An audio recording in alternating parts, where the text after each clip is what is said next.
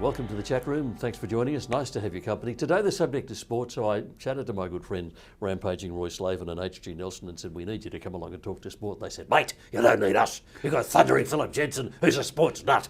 It's true, isn't it? You are a sports nut. Thank you. I hadn't thought of it those terms. The one thing I've never understood about you is how you can enjoy rugby, but you do, don't you? I Love it? I do. I love it. I love watching it. I used to love playing it. Right. I think I'd love playing it now if the other blokes would just remember how old I am. Oh yeah, and bits didn't break when you bits didn't break and I didn't get puffed after just running out to the centre. I mean, there are some sports I really engage in. You and I have been to cricket. Yes. Together. We've been to Lords. Yes. Which is great. It was great. It rained most of the day. Well, I was going to say it was a typical English cricket match. Yes. Rain, stop, play. Yes. That's what happened. But Australians are sports nuts generally. We have an image of ourselves as a nation of being people who are keen about sport. Yes. Is it true? Are we? I presume so. I think so. I mean, there are certain nations who have a particular interest, like the Indian subcontinent. There's cricket games in every street, and they just are fanatic on their cricket. Australians have enjoyed sport because it's such an outdoor climate. It's such an easy place. This is not a place to entertain yourself inside museums and libraries. This is a place to get outside, and you can do it in a way that's not as easy in England. We have the impression we're actually good at sport in Australia, don't we? Yes, it's a funny one, isn't it? I mean, per capita, we get more medals at, say, the Olympics than most other nations, if you look per capita. Although it's a slight fudge, because they're only allowed a certain number of entrants in each thing. The Americans, they might have the top 10 positions. They're only allowed to put 2 or 3 competitors in. But Australia does do very well. But it's not amateur sport at this level. It's very professional. And we're a very wealthy nation. We're one of the richest nations of the world. So we can bring people to that level of skill. Well, unlike most nations, we invest an enormous amount of money doing it. We failed in Canada at the Olympics in the 70s or something like that. And I think it was Mark Spitz got more medals than Australia did. So we opened up this Institute of Sport and we've poured millions of tax dollars into it. And so other countries, larger population, either don't have the money to be able to do that and or wouldn't invest in money to do that. For us as spectators rather than competitors, what's the mechanics of it? Why is it we find sport fabulous television or a great live event? Well, the reason you don't like rugby is you didn't play much as a kid. No, I played cricket as a kid. And so you enjoy cricket? Love cricket. That's right. So the game you play as a child is a game that you will enjoy watching as an adult, by and large. And there are some of us who, watching my daughters, I took up an interest in netball, which I never played as a child, but I really enjoy watching now. And so, but generally it's because I play a game that I can then like watching the game. That's part of it. But part of it is that the games we're watching, they represent us. The games are put as representative games. And so I follow Eastern Suburbs Rugby League because I grew up in the Eastern Suburbs. And so I've been supporting the Roosters through loss after loss after loss. You poor man. My wife supports St George and she's been having a longer, leaner season than I have. Because when we came to the grand final this year with St George against the Roosters, our house was not the happiest place to be. A house divided. A house divided, and but it's my team. Yes. So it's tribal. It's tribal. Yes, very tribal, and the tribes can be different. So I'm just following rugby league for a moment. You have this state of origin, and so as a New South Welshman, I really do want us to beat the Reds. So I suddenly become, instead of an Eastern Suburbs tribalist, I suddenly become a New South Welshman. But then when we play against Britain, well, I'm an Australian. Yes. But I still have got that tribalism. There's also something else that when we watch sport on television at that level, we're watching people who are very good at what they do, and there is pleasure in watching people who are very good do something very well, isn't there? Oh, absolutely. I mean, the Bible says the glory of the youth is his strength. Right. I was in the States watching a game of their gridiron, of their American football, and I didn't understand the culture there, just how quite tribal they are. And it was a college game, and the opposition team were doing very well, and the home team were doing very badly. And I was sitting with the home team people, And the opposition team, they threw one of those long passes, the quarterback threw the yeah. long pass, the Hail Marys as they call it. And this running back, he ran with his hands like that. And I swear he didn't look over his shoulder. He just ran with his hands in front of him and the ball landed in his hands. Yeah, that's clever stuff, isn't And it? it was brilliant. Yes. I just thought it was one of the most athletically choreographed, magnificent things I'd seen. I stood up and cheered, and then I discovered the American culture. They booed all around about me and they told me to sit down. I just liked the athleticism of it. Yes, yes. Yeah. They were tribal. Right. And tribe overruled athleticism. But I think that's different. I think in Australia we clap both sides when they do it well. I think we do. I remember... I want my side to do it well, but... Well, yes, I said, but one stage the Australian cricket team was beating everyone.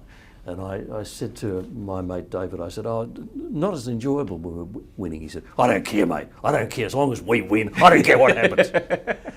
But I think Australians generally do. Yeah. I remember being at the the MCG when Matthew Hayden scored a ton, and the Barmy Army were beside us in the next bay around. Yes. And the tribal thing was great fun, but they were enjoying his performance. There is an atmosphere in an Australian stadium, isn't there? And when he gets a century, they'll cheer, they'll clap. Yes. They're not going to boo because of his success. Yeah. So talk to me about what are the good things of sport. Sport obviously contributes things to people's lives. What is it contributing? Well, enjoyment. Australia. And joy is good. It's fairly healthy enjoyment. It's healthy enjoyment. God has created us as material beings, as creatures with bodies, and with the capacity for enjoyment and the capacity for organising our enjoyment. I mean, animals do play, but they don't organise play. With like arbitrary rules and try lines. And in other words, you haven't got any English animals. But we enjoy the activity. You enjoy the activity in doing it, and you can enjoy the activity in watching it. And yes, it's very healthy. Most sports are healthy, although a lot of injuries in sport, and that's a problem with them. But the enjoyment overwhelms those. Yes. I mean, I backed down in the scrums for many years, and it never crossed my mind I was going to get injured. I just was going to enjoy myself. I remember Eric Liddell, the Scottish athlete who was in the Chariots of Fire movie, the movie was about him, and became a missionary in China, said something like, God made me fast. When God made me, he made me fast. And when I run, I can feel his pleasure. Yeah. There is pleasure in that kind of activity. There is just sheer pleasure in it. And it's great fun to do this. And our Creator wants us to enjoy life, to enjoy him and to enjoy the life he's given to us. So that's good. There's a lot of health in it. Sitting watching television sports does not actually increase your health. Running around, and the amount of sport I played as a young man, I'm sure has stood me in good stead through the years. One of the things I've noticed is the level of cooperation. In a team sport, there is a pleasure in combining with other people and doing something together well, isn't there? And I've never seen a study on it, and I know no statistics. I just have in my bones an instinct that team sports are in decline compared to individual sports, and that even the team sports, things are going quicker all the time. So the faster team sports, like a basketball game, will be preferred over a baseball game, which takes half an afternoon. The people want their sport quick, over and done with, and they want to play in small teams or alone. So we've gone from Test cricket to one-day cricket to 2020. Yes, and soon we'll just turn up, have a hit, and then leave. But the concept of team sport, it involves having society and a community, and society and community sufficiently collapsing that I suspect team sports are not as popular as they used to be. I wonder whether even in team sports, individual stars are now what are watched and preferred over the sense of a team functioning together. I've been part of, for example, liking rugby. It's very hard for one person to win a rugby game. It can be done, the right kicker can do it, but you've got to work as a team. And indeed, some of the most unglamorous parts of the activity, the front row of the scrum, is where the game is actually won. They don't score the tries, but they win or lose the game because they make it possible for the stars out the back to score the tries. Yes, I was a prop forward, so I have this view. And I think for young men, to learn how in the context of something that is relatively violent, to cooperate with other people and work together and become part of a unit rather than just being yourself. And channel the energy, perhaps. Very well, channel the energy, channel the violence, control the violence. Right. You learn how to control your aggression. So that's another good thing, the learning of discipline. Yes, that's very good, it's very useful, because uncontrolled aggression on a rugby field, apart from being sent off for illegal play, actually won't win. You break too many rules, you just get penalised all the time, and even if you weren't breaking the rules and penalised, you don't succeed unless you bring your team along with you. Uncontrolled aggression is a failure. You've got to learn how to control your aggression, focus it, direct it, and bring your other team members. They're all useful things for young men to learn. It's not all good. There are bad things, aren't there? Oh, there are, yeah. Taking it too seriously. Right. That's one of the bad things. I say one of my great hero when I was a little boy was Keith Miller, who of course has passed from the stage. He's died now, but people who don't love cricket Great history all-rounder. don't Great know. all-rounder. Great all-rounder, larger-than-life character, who was a fighter pilot in the war, and Parkinson interviewed him in his old age, and Miller was a rough nut and his language was vulgar, so I won't give you the exact quote that he used because it's too vulgar. But the context of it, Parkinson said, you know, how do you cope with the pressure of Test cricket? And he said, that's not pressure. Having a Messerschmitt coming up your tail, now that's pressure. And that's how Miller played, having fought the war. Yes. He didn't take it too seriously. It was a game. Yes. Now, yeah. partly it was amateur game back in those days rather than the professional, and the money changes everything about games. We'll say one of the bad things is professionalism, but partly it was you fought the Germans in order to have games. The game is not life. The game is not life. Yeah. The game was fun. He famously came out and he's captaining New South Wales once and walked out on the field and turned to the team that he was captaining and he said, "Scatter."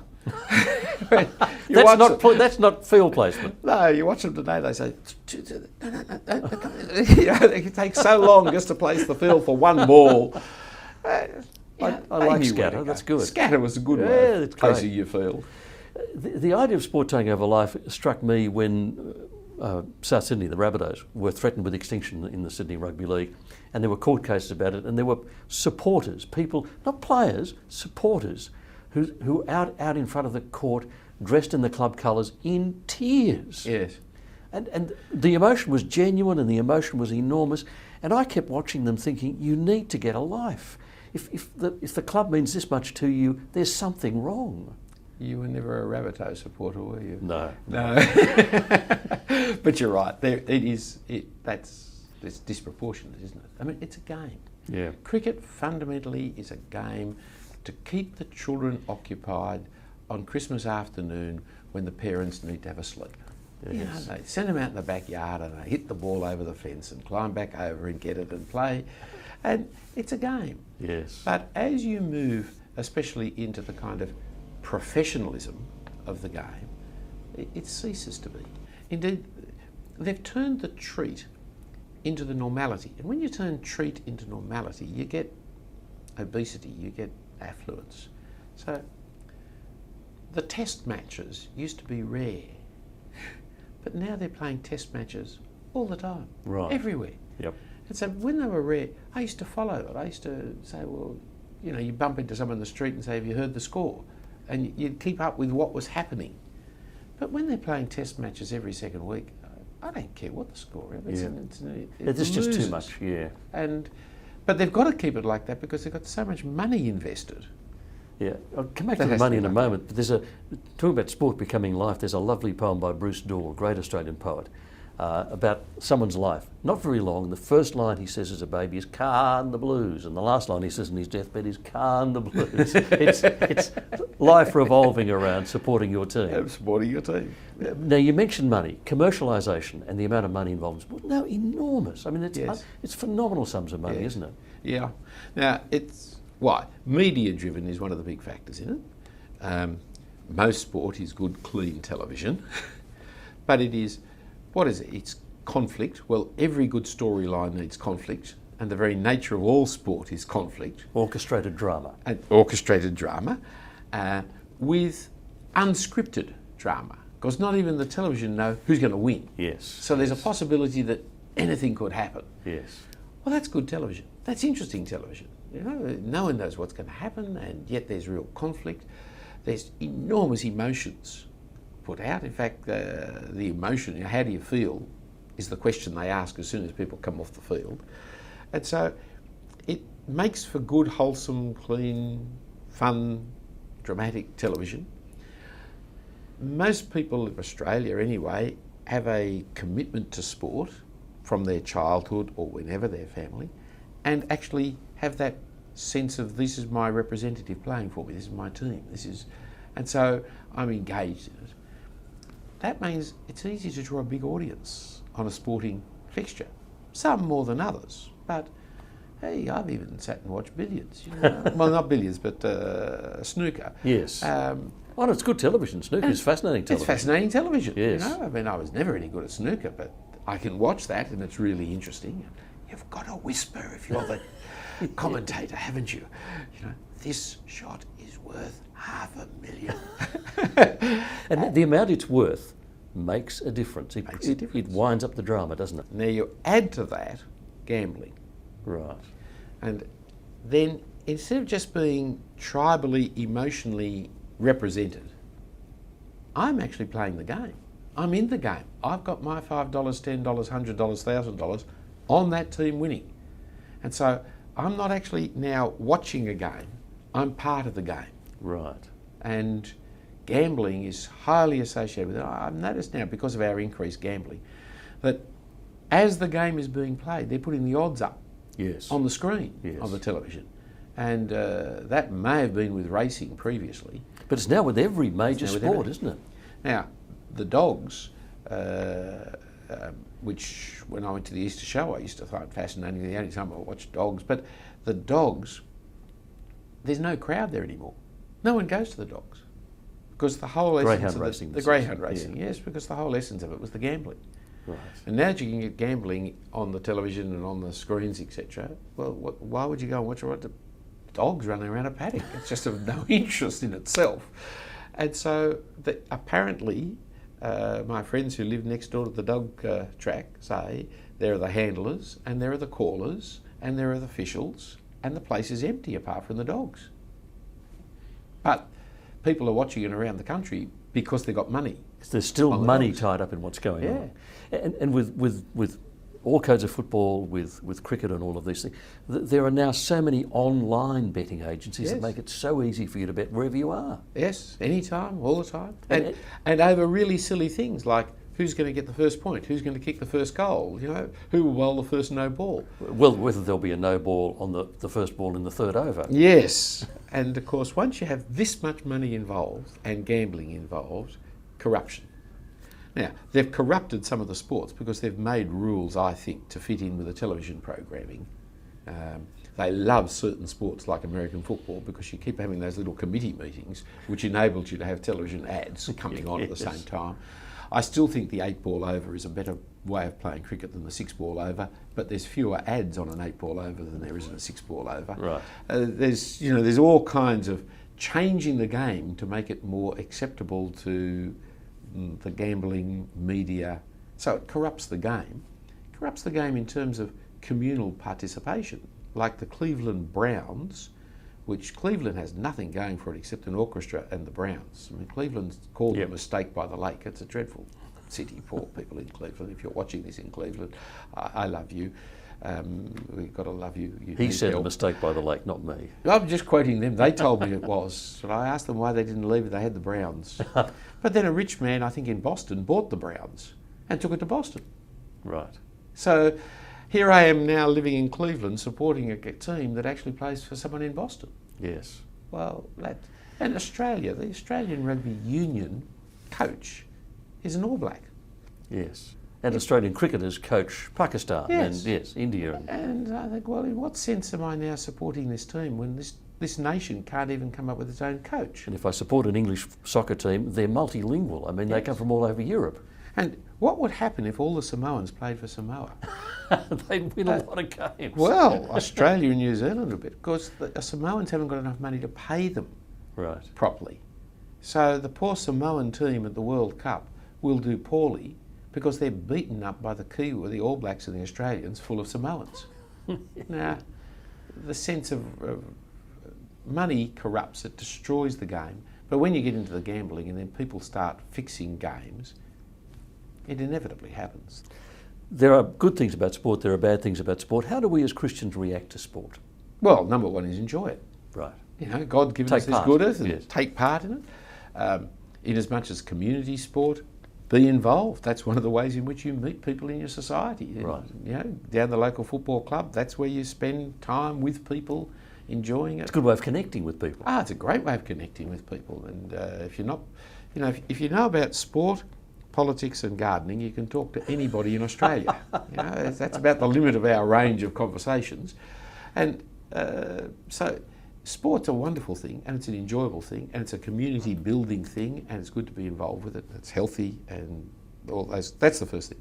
Secondly, the Bible refers to sports. I could actually tell the story you told me about you learning fly fishing. He learnt fly fishing when he was in America. Kent Hughes, I think, taught you fly fishing. No. And his story, wasn't Kent? No, it was Kent Hughes, Yeah, but and no. his story is, because he won't tell you, his story is fly fishing is fabulous. He said, no messy bait to fiddle with, and at the end of the day, no fish to clean. Yeah. That was your story. Yes, okay. And but the enjoyment's one aspect. The community life is another aspect that is really good. The Bible uses sports. So Paul talks about beating the air and the running of the race, and physical training is of some value. But it's often in contrast. That is, people struggle so hard for a prize that vanishes. Winning the grand final of your local competition. Who remembers? You may for the rest of your life remember, but nobody else remembers. In fact, the competition doesn't exist in 10 years' time. And even the big competitions, twice I've held gold medals from Olympic Games in my hand. And I couldn't remember the competitors' names or anything about them, and I couldn't remember them winning, and, you know, nobody else could. I mean, who won that race in that Olympic? Only a fanatic would remember who it was. So we don't put too much weight on sport, is the point. Fame is very short-living, and success is short-living. It's fun while it's there, but just don't take it too seriously.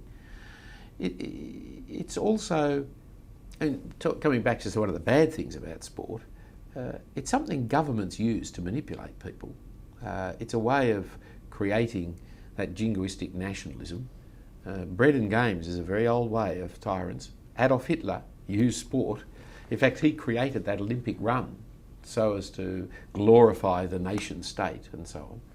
But the Bible also sees sport as, it's a good thing, but there is something much better. That is, training physically is good for this life, but training spiritually is good for this life and the world to come. And we're also picking up on what we see in sport, where there's someone out there representing us. The Bible uses that to say there is someone there competing for us and representing us. It's even better. I think there's two good illustrations here. One is that Jesus is our representative. He fights the battle for us, and so we can align ourselves in him in the great battle. But he's better than a representative because he's my substitute as well. So here I am battling the opposition and losing steadily, and the coach calls me off the field and he puts Jesus in my place. And Jesus wins as my substitute as well as my representative. And the prize you collect. And I collect the prize. Isn't that terrific news? I get the eternal life because of he stood in my place in the battle of life and death against Satan. We often want to be able to talk to our mates about Christian things, about the gospel. Maybe sport's a good way into those conversations. Oh, it is, undoubtedly. I mean, there's some great illustrations of fine Christian sportsmen like Brian Booth. Got to be careful because sometimes the big name Christian has fallen by the wayside, but there are some very fine, famous Christian men, Eric Liddell that you mentioned. There's also values. There's a man, Lineker, who was a soccer player, as we would call him, footballer in England, whose child had cancer, and he sat by his bedside for 7 months waiting for the child to recover, who did recover, I'm glad to hear. I remember seeing him interviewed once, and they asked about giving up soccer, and he said, well, when your child's got cancer, football Soccer, yes. doesn't matter. Yes. And helping people see that if the biggest thing they've got in their life is South Sydney Rugby League, Yes. they haven't got much in their life. And when Australia pours money into winning gold medals and sees people starving in countries all around about them, children dying of measles, and we're pouring money into being the best country. Pour money into athletics by all means, pour money, but pour it into the community out there running. So we can have those good enthusiastic conversations about sport, and they're good fun, but we can also see them as a doorway to talking about something else. And you're hard pressed to talk to Australians without sporting illustrations. Right, right. When I'm in America preaching, the only illustrations that come to my mind in the pulpit come from rugby and cricket. And how do the Americans cope with that? Well, they thought I was mad, but they love my accent. So we need to look for those opportunities where we're talking about sport, something occurs to us, and we simply have to have the courage that a sportsman displays on the paddock, to actually say, right, I'm going to say something at this point. Yeah, sure. And to be able to, I think that he's my representative and my substitute. Most Australians will understand what that's about. And suddenly the wrong idea people have about Christianity, which is about being good, changes. Yes. Because we've said, here's the way to think Yeah. about what it's really all Yeah. about. Yeah, and when we're talking to Australians, you've got to talk sport, because that's the language. You know, you're not speaking Australian if you don't refer to sport things.